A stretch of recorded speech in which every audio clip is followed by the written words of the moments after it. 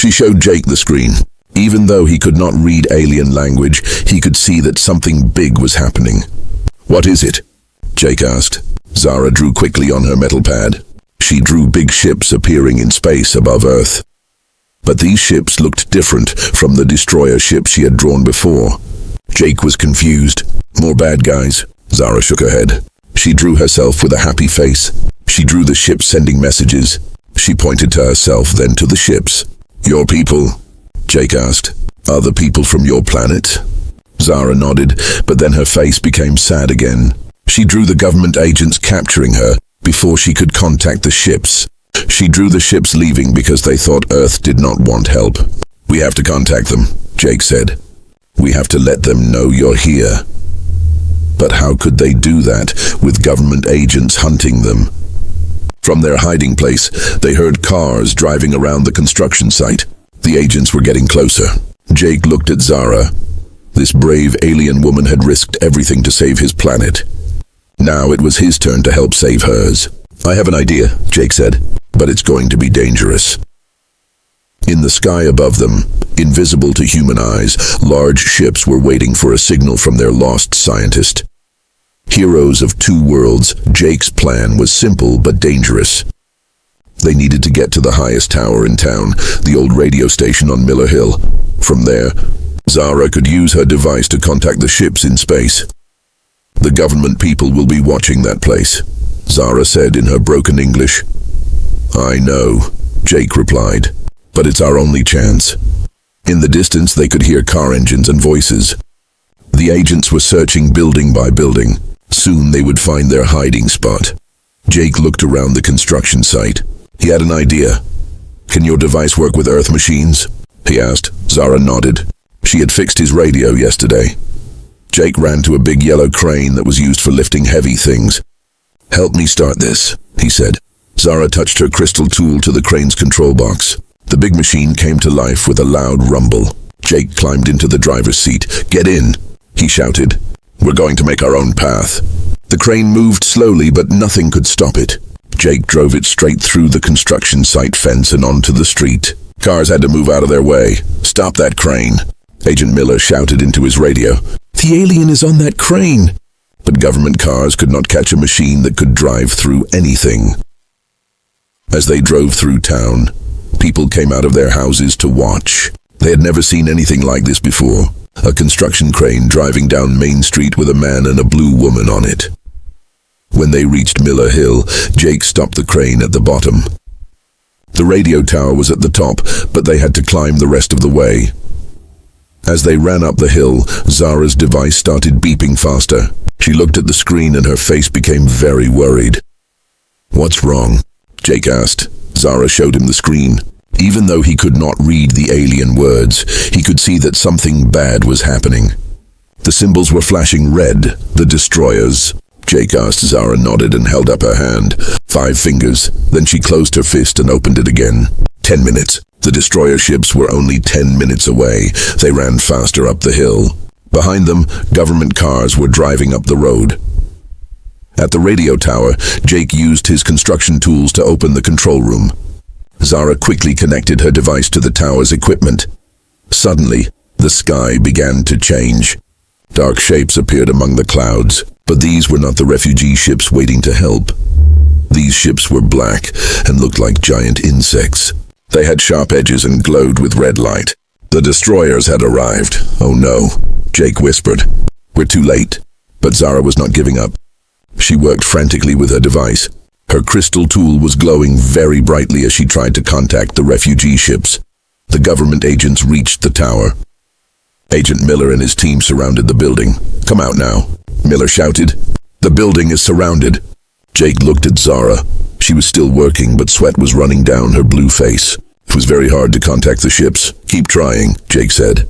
"I'll handle this." Jake walked outside with his hands up. "Don't shoot," he called to the agents. "You need to listen to me. Step away from the alien," Agent Miller ordered. "Her name is Zara," Jake shouted back. "And she's trying to save all of us." Jake pointed to the dark ships in the sky. More were appearing every minute. "Those are the bad guys. Zara came here to warn us about them." Agent Miller looked up at the sky. His face became very pale. What are those things? Destroyers, Jake said. They destroyed Zara's planet. Now they're here for Earth, but there are good aliens up there too, waiting to help us. Zara is trying to contact them. Suddenly, Zara's device made a loud musical sound. She had done it. She had contacted the refugee ships. The sky filled with new ships. These ones were beautiful, made of silver and crystal. They moved gracefully between the dark destroyer ships. Zara ran outside, holding her device high. She was speaking in her alien language, but her device was translating her words into English. Refugee fleet, this is scientist Zara, her device said in a computer voice. Earth people are good. They helped me. Please help them fight the destroyers. From the silver ships came a reply. Message received, Zara. We are happy you are safe. Beginning rescue operations now.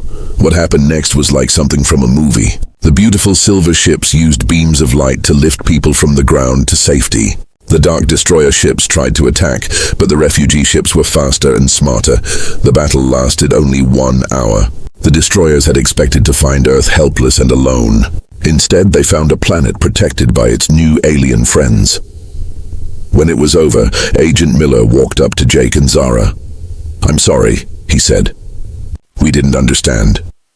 Zara smiled and spoke into her device. Understanding takes time, it translated. But kindness is immediate. Jake showed me kindness when I needed it most. 3 months later, Jake and Zara were back at Betty's diner. But now the sign outside read, Help Wanted, All Species Welcome. Betty was teaching Zara how to make pancakes. Other aliens from the refugee ships were learning human jobs too. The town of Millbrook had become the first place on Earth where humans and aliens lived together as friends. Zara was now Earth's first alien ambassador. Her job was to help other refugees learn to live on Earth, and Jake, he got promoted to head of the new human-alien construction company, but the most important thing had not changed. Every evening, Jake and Zara would sit together and watch cartoons. They were still best friends. Sometimes the greatest adventures begin with the smallest act of kindness. Zara nodded and followed Jake down the street. Behind them, Betty watched from the window. She saw the man and the strange blue woman walking away together in the rain. Something told her this was not the last she would see of them. Far above the clouds, 3 black cars with government license plates were driving toward Millbrook. Inside them, serious men in dark suits were looking at photos on their phones. Photos of a blue woman standing under a diner sign. The hunt was about to begin. Unlikely roommates, Jake's apartment was small but cozy. It had 1 bedroom, a tiny kitchen, and a living room with an old couch and a television. To Jake, it was just home. But to Zara, it was like stepping into a whole new world. She stood in the doorway, water still dripping from her clothes. Her blue eyes were wide with amazement as she looked around. Everything was so different from her home planet. Come in, Jake said gently. Don't worry, you're safe here. Zara stepped inside carefully. She touched the light switch on the wall, and when Jake flipped it on, she jumped back in surprise. The room filled with bright, warm light. Electric lights, Jake explained, though he knew she probably could not understand him. They run on power. Zara nodded and smiled for the first time since Jake had met her. She walked to the window and looked out at the streetlights glowing in the rain. On her planet, they had used crystal energy for light. This was completely different. Jake pointed to the bathroom. Shower, he said slowly. Hot water. You can get warm and clean. He showed her how to turn on the water. When the hot steam filled the small room, Zara's eyes filled with tears of joy. She had been cold and dirty for 3 days.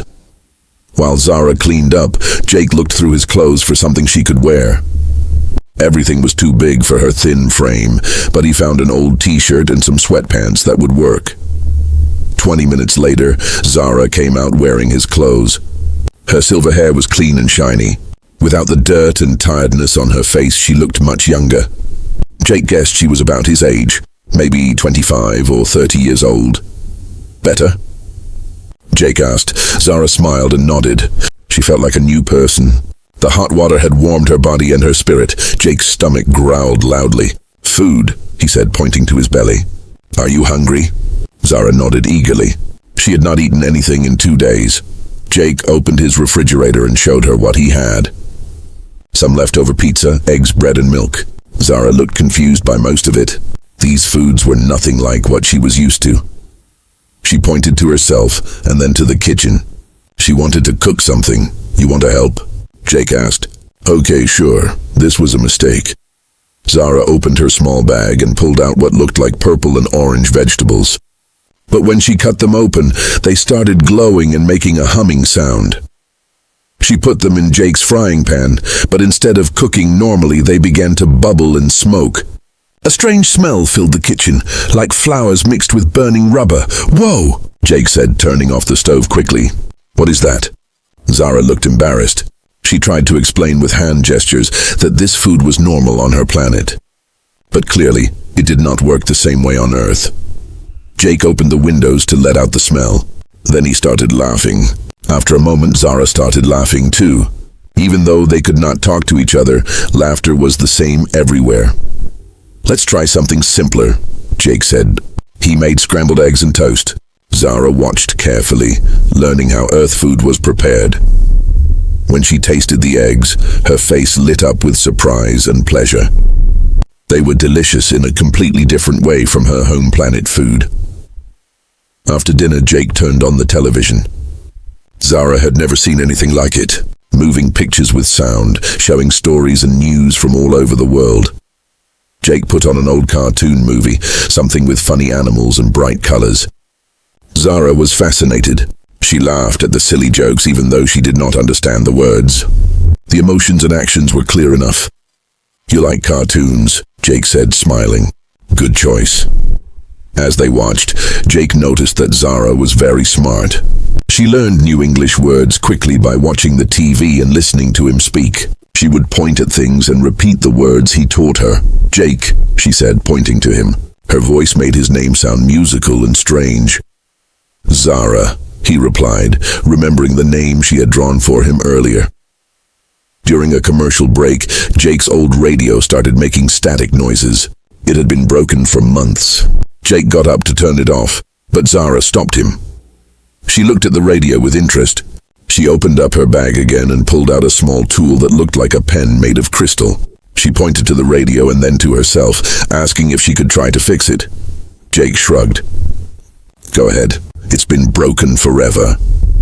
Zara carefully opened the back of the radio.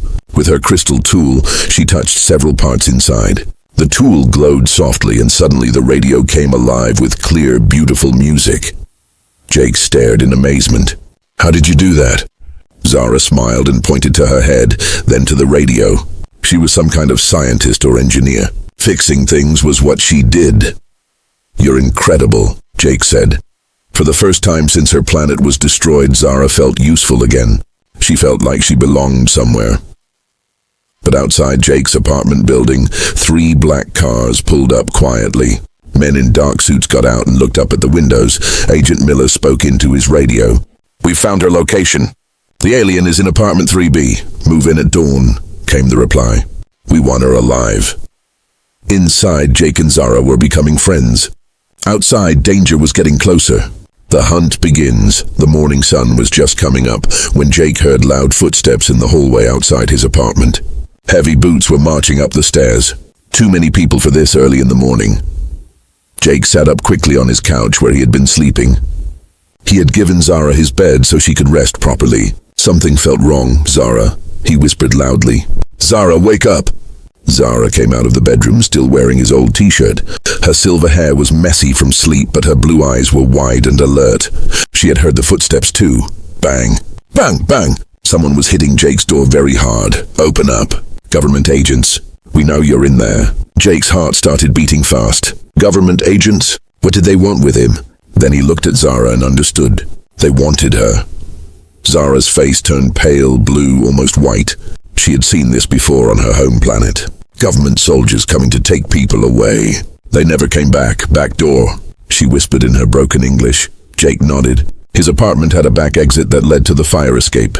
They had to move fast. Bang! Bang! Bang! "We have the building surrounded. Come out now." Jake grabbed his work jacket and his keys. Zara picked up a small bag with her alien tools. They ran to the back window as quietly as they could. The fire escape was old and made of metal. It shook as they climbed down. Jake went first, then helped Zara. Her blue skin would be easy to spot, so she pulled the hood of his jacket over her head. There, on the fire escape, an agent had seen them. He was pointing up at them and talking into his radio. "Run!" Jake shouted. They jumped down from the last ladder and ran across the parking lot behind the building. Jake knew these streets better than the agents did. He led Zara through small alleys and side streets. "This way," Jake said, pointing to an old construction site where he worked sometimes. "We can hide there." They ran between big machines and piles of building materials. Jake found a place behind some concrete blocks where they could not be seen from the street. Both of them were breathing hard. Zara was shaking, not from the cold but from fear. "Why do they want you?" Jake asked quietly. Zara took out her metal drawing pad. Her hands were shaking as she drew. First, she drew her planet again, but this time she showed more details. She drew herself in what looked like a laboratory. She was a scientist. Then she drew other aliens. But these ones looked mean and scary. They had sharp teeth and dark eyes. "The Destroyers," she whispered. One of the few English words she had learned. She drew her planet exploding. She drew the scary aliens moving toward Earth in big ships. Then she drew herself stealing a small ship and escaping. Jake's eyes grew wide as he understood. "You came here to warn us," he said. "Earth is in danger," Zara nodded sadly. She drew herself trying to talk to Earth's leaders, but her translator was broken. She could not tell them about the danger coming. She drew the government agents taking her away. Then she drew the destroyer ships arriving to find Earth completely unprepared. She drew explosions and destruction. "If they take you, you can't warn anyone," Jake said. Zara nodded. Tears were running down her blue cheeks. Jake felt angry. These government people did not understand. They thought Zara was dangerous, but she was trying to help. She was trying to save Earth. "How long do we have?" Jake asked. Zara held up her small device. It was working a little bit now after she had fixed it last night. Strange symbols appeared on its screen. She counted on her fingers. 1, 2, 3, 3 days. Jake asked. Zara shook her head. She held up one finger. 1 day. Jake's voice was full of fear. Zara nodded. The destroyer ships would arrive tomorrow. Suddenly, her device started beeping loudly. Bright symbols flashed on its screen. Zara looked at it with surprise and fear. The waiting game. The morning sun painted the sky orange and pink. On Main Street, a small diner called Betty's Place was getting ready for another busy day. But something was different today. Something that would change everything. Under the diner's red and white "Help Wanted" sign stood a woman. But she was not like any woman the people of Millbrook had ever seen before. Her skin was a soft blue color like the ocean on a calm day. Her hair was silver and moved gently in the morning breeze. She was tall and thin, wearing strange clothes that looked like they were made from metal and cloth mixed together. In her hands, she held a small black device that blinked with tiny red lights. The woman's name was Zara. She had been standing under that sign since yesterday evening. All night long she had waited. Her legs hurt. Her stomach was empty. But she did not move. Zara looked at the sign above her head. The words were in English, and her broken translator could only understand a few of them. Help. She knew that word. Wanted. She thought it meant someone needed something. Maybe someone needed help. Maybe they would help her too. People walked past her on their way to work. Some stopped and stared. Some took pictures with their phones. Others quickly looked away and walked faster. A few teenagers laughed and pointed at her, but no one talked to her. No one asked if she needed help. Inside the diner, Betty Williams was making coffee and preparing for the breakfast rush. She had seen the strange blue woman through the window several times. Each time Betty looked outside, the woman was still there, just standing and waiting. What does she want? Betty asked herself. She had a business to run. She could not hire someone without papers, without knowing who they were. The woman looked harmless, but Betty was worried. What if she was dangerous? What if she was crazy? At 8 a.m. the diner got busy. Workers came in for coffee and breakfast before starting their day. Many of them looked out the window at Zara. "Who is that blue lady?" asked Tom, a local truck driver. "I don't know," said Betty. "She's been there all night." "Maybe she's one of those street performers," suggested Maria, a nurse from the hospital. "She's not performing anything," said Betty. "She's just standing there." Outside, Zara watched the people inside the warm diner. They were eating hot food and drinking steaming coffee. They were talking and laughing. They looked happy and safe. Zara's stomach made a loud noise. She had not eaten anything since yesterday morning. On her home planet, she could go 3 days without food. But the crash landing had hurt her badly. She was weak and tired. She looked down at the small device in her hands. It was her universal translator, but it was badly damaged. Sometimes it worked for a few seconds, then it would stop again. Without it, she could not talk to these humans. Without it, she could not ask for help. A school bus stopped near the diner. Children got off and walked past Zara on their way to school. Some of them stopped and stared at her with wide eyes. "Look at her skin," whispered a little girl. "Is she an alien?" asked a boy. "Don't be silly," said an older girl. "Aliens don't exist." If only they knew, thought Zara. If only they knew that their planet was in terrible danger. If only they knew why she had come here. 3 days ago, Zara's home planet was destroyed. She was a scientist who had discovered that the destroyers, a cruel alien race, were planning to attack Earth next. She had stolen a small ship and escaped, but the destroyers had damaged her ship before she got away. She had crashed in the woods outside this small town. Her ship was broken. Her translator was damaged. She had no way to contact Earth's governments to warn them. She had no money, no papers, no way to prove who she was. All she had was hope. Hope that these humans would be kind. Hope that someone would help her. Hope that she could find a way to save both her new home and the people in it. But as the hours passed, that hope was getting smaller. At noon, Betty came outside to change a light bulb near the door. She looked at Zara for a long moment. Zara looked back at her with tired, sad eyes. Betty almost spoke to her, almost asked if she needed help, but then she remembered all the problems this could cause. She went back inside without saying a word. Zara's shoulders dropped. Maybe these humans were not as kind as she had hoped. The afternoon brought more people, but the same result. Everyone looked, but no one helped. As evening came, dark clouds filled the sky. The wind got stronger and colder. Zara shivered in her thin clothes. She was so tired she could barely stand, but she did not give up. Then she saw him. A man in work clothes was walking home from his job. He had kind eyes and a gentle face. He looked at Zara as he passed by. For a moment their eyes met. The man stopped walking. He turned around and looked at her again. Zara felt a tiny spark of hope in her heart. But then the man shook his head and kept walking. The first drops of rain began to fall. Zara was alone again. The good human, the rain fell harder now. Cold drops hit Zara's blue skin and ran down her face like tears. She pulled her strange jacket tighter around her thin body, but it did not help much. The water was soaking through her clothes. Other people on the street ran for cover. They hid under store roofs and inside buildings, but Zara stayed under the "Help Wanted" sign. She had nowhere else to go. Inside the warm diner, Betty watched through the window. The blue woman was getting completely wet. Betty felt bad, but what could she do? She could not just invite a stranger inside. What if other customers got scared and left? Poor thing, Betty whispered to herself. She looked so cold. 2 blocks away, Jake Martinez was walking home from his construction job. He was tired after working 10 hours building a new house. His boots were muddy, and his hands were rough from handling tools all day. But he could not stop thinking about the blue woman. Her sad eyes kept appearing in his mind. When he had walked past her an hour ago, something in her face had touched his heart. She looked lost and afraid, like a child who could not find her parents. Jake stopped walking. The rain was hitting his face, but he did not notice. He was thinking about his grandmother's words from long ago. "Jake," she used to say, "when you see someone who needs help, you help them. It does not matter what they look like or where they come from. What matters is that they are in trouble." Jake turned around and started walking back toward the diner. When he reached Betty's place, Zara was still there. She was shivering now, her silver hair stuck to her head from the rain.